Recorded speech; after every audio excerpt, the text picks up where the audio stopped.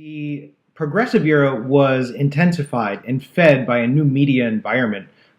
Cheaper paper, new printing techniques allowed mass production of newspapers just like the other industries, which meant that these journalists that could go out into the world were getting more exposure. And what they chose to look into were the issues of the day.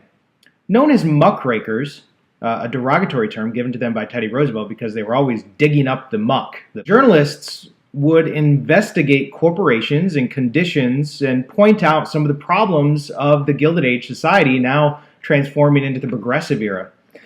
They would point out the corruption of political machines like Thomas Nast in Boss Tweed's New York City.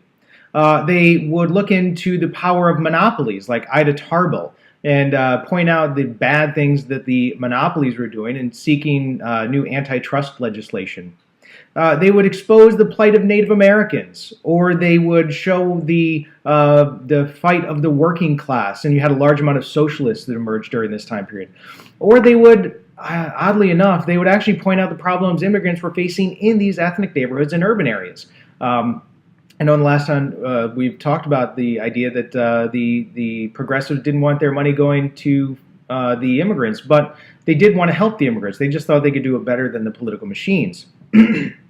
Now, the thing about the muckrakers is that they exposed all of these issues, but because they're progressives, they think that the government can do good things.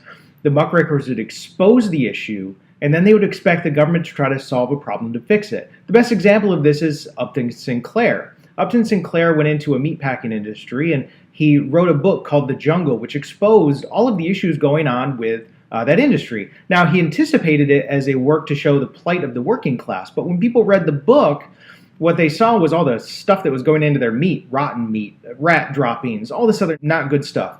And what happened was the people read this work, and they demanded the government action to make sure that they were getting safe meat. It led the government to create the Federal the Food and Drug Administration, the FDA, which we still have today.